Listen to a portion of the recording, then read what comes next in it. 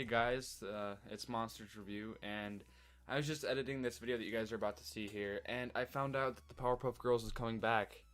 So, it's going to be a reboot, and Rob Sorcher announced this at the 2014 Licensing Expo today in Las Vegas. So, he said the original Powerpuff Girls was a franchise phenomenon for Cartoon Network, paving the way for a new generation of innovative storytellers and enthusiastic fans worldwide. We are calling these girls back into action based upon an overwhelming demand for sugar, spice, and chemical X, which should have been everything nice. But I'm personally excited for this. If you guys already hadn't known, on I believe it was January 20th, 2014, this year, the Powerpuff Girls had a 30-minute little comeback special, and it had Ringo Starr in it and stuff. And I personally liked that. It was in a new special, or a new style, and I personally liked it. If the new series is animated that way, I wouldn't mind it. Of course, I'd always prefer the simplistic original design, but you know, I don't mind it. At least they're coming back. That's all that matters to me. And it's really ironic because me and my friend Future Gohan S6J2 were in a Skype call last night, and we were talking about how nostalgia is becoming a really big trend. Because if you guys already hadn't known, like the Magic School Bus is coming back onto Netflix. And a lot of people, TMNT is coming back, Transformers, those are all nostalgic to 80s and 90s kids. And then The Lion King is coming back onto Disney. And we were wondering why Cartoon Network hasn't followed this trend, because like Cartoon Network, they normally follow social trends. You know, not trying to be stereotypical or anything, but they normally follow trends and stuff. And here it is. Powerpuff Girls new series coming 2 years from now. I'm really excited. And also, if you guys haven't known, there's a proposed new Courage series coming to Cartoon Network, or special. I'm not sure what it's supposed to be. But if you guys want it to go up on a Cartoon Network, you might want to let them know. I will link you an excerpt of the short that they animated in the description below. But anyways, I hope you guys enjoy the video that you're about to see. Don't forget to leave a like and comment. And yeah, peace. So, 2 days ago, June the 14th of 2014, was the 10th anniversary to one of the biggest things that made my childhood awesome. So, 10 years ago yesterday, Monday, June 14th, 2004, kids nationwide woke up to a new era, which is now commonly referred to as the Cartoon Network City. This is widely referred to as the Golden Age of Cartoon Network, having a perfect balance of discontinued cartoons, such as the cartoons, not all of them, just some of them that had stopped before Cartoon Network City, such as Dexter's Lab, Cow and Chicken, Johnny Bravo, all of them. New series, at the time, new shows were premiering, such as Foster's Home for Imaginary Friends, Camp Lazlo, etc. Ongoing series, such as things that had already been going on, such as Ed, Edd n Eddy, and Billy and Mandy, and Cody and Kids Next Door. Acquired series, such as Osmosis Jones, or what was that called? Ozzy and Drix. Totally Spies, all of them. Movies. They had semi-live action and still somewhat animated movies, like Roger Rabbit and yeah, stuff along those lines. I can't really think right now. Live action, which was the only pretty much thing that they had live action in there was just a couple of the bumpers, a couple of the movies, and the Fridays block, which was just only in between shows, and then classic shows, because I still believe they had Hanna-Barbera stuff on there. So it was like a perfect mix of everything. And many people on here on the internet favor this era, especially for its bumper styles, because they had all the characters from all the shows and all their favorite shows, and they just lived in one big city, and they all interacted with each other, such as that one where Samurai Jack, he was talking to Johnny Bravo in that laundry place.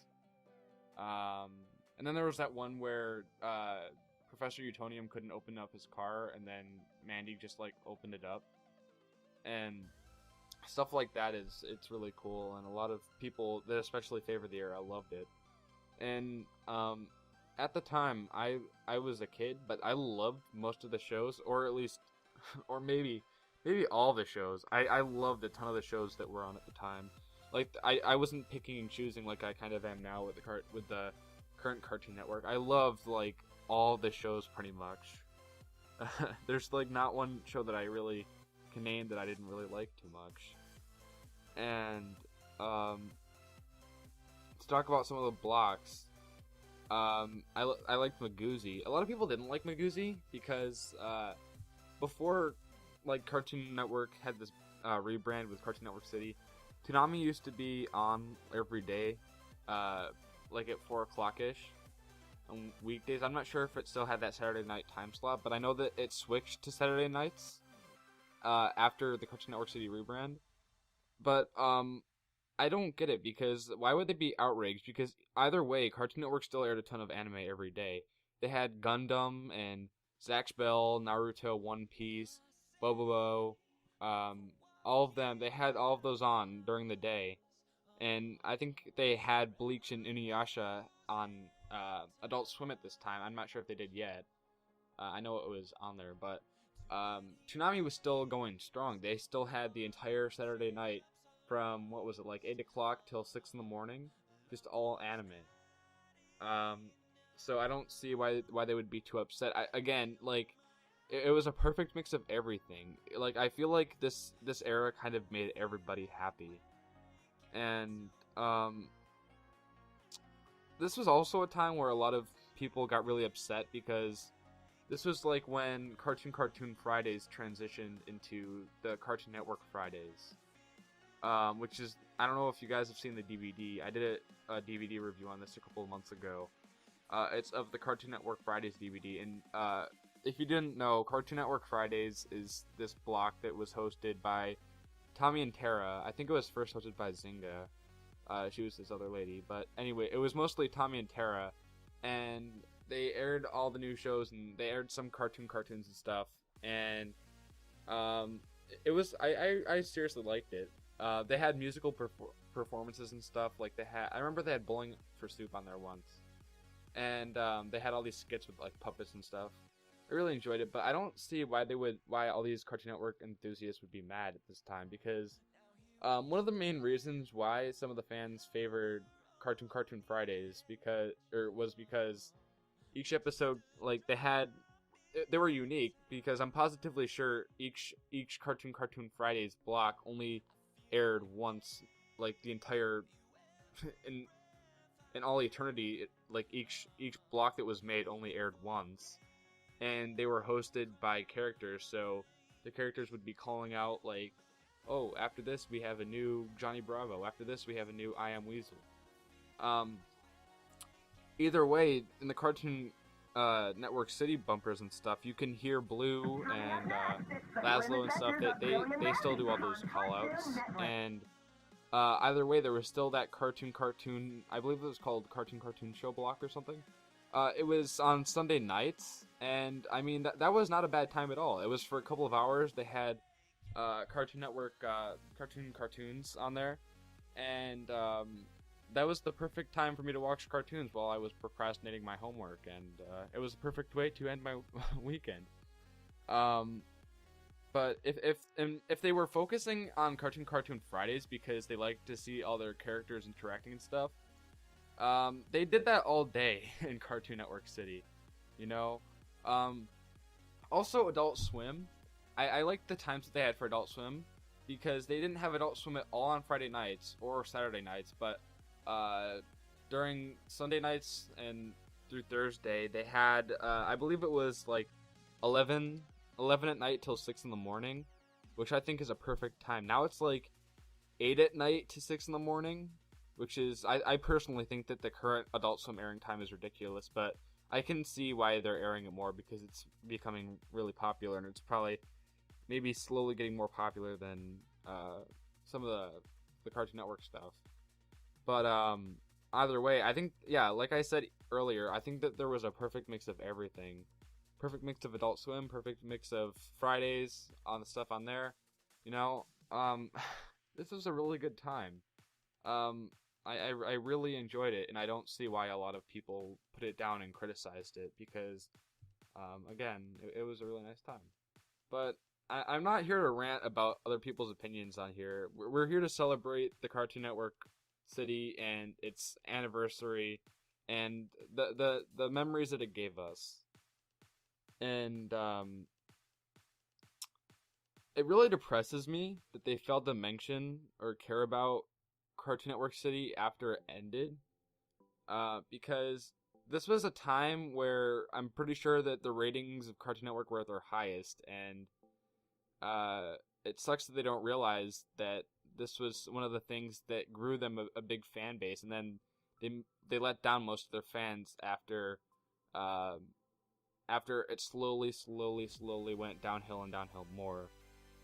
Because, at the time, Cartoon Network City was just like all cartoon shows. There wasn't any live action stuff, so they grew a dedicated audience. Then, after they rebranded and after they had like executive changes and stuff at Turner, they started airing live action stuff, and they slowly started to lose their fan base, and they started to generate more angry fans, such as myself. Because I don't know, they weren't agreeing with what the fans wanted, and they wanted to air what they thought would get the best demographics or something. I don't know, but I also, back on the topic of the fact that they don't realize it, I hate the fact too that they don't realize that there's an entire fan base of people on here, starting petitions, sharing their memories on forums, everything. They have an entire fan base of people on the internet that all miss this era dearly, yet they just, I don't know if they're ignoring it or if they're just not even giving two craps about it.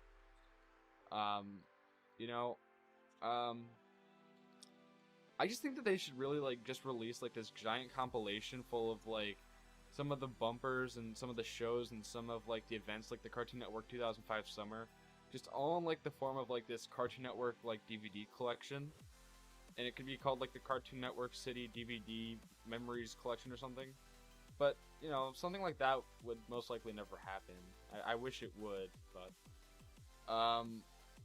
it just seems like everything after Cartoon Network City kind of became imbalanced, because, as I said previously, Cartoon Network City just seemed like the perfect balance of everything. After Cartoon Network City, there was people complaining of too much live action stuff. Because, remember, they had the CN Real rebrand thing, where they started airing, Brain Rush, Destroy, Build, Destroy, Dude, What Would Happen, Bobby Says, The Other Siders, or whatever that show was called. I forgot what that was called. That Go Show. All that stuff. Then, in like 2011, 2012, people were complaining of too much Canadian shows because they were on Cartoon Network, because they had Scaredy Squirrel, they had that Sidekick show, they had the Total Drama Island, the Stoked 16. I'm not saying that any of those are bad, it's just that a lot of people were complaining about them. And too much of this, too much of that. But I feel like all these little stints and all these mistakes that they were making were causing them to suffer even more.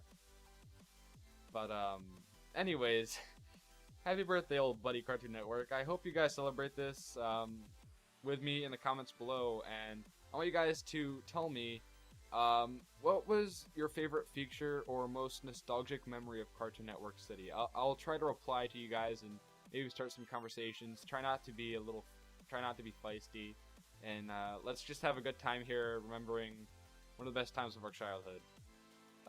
Thanks for watching, guys, and have a spectacular day.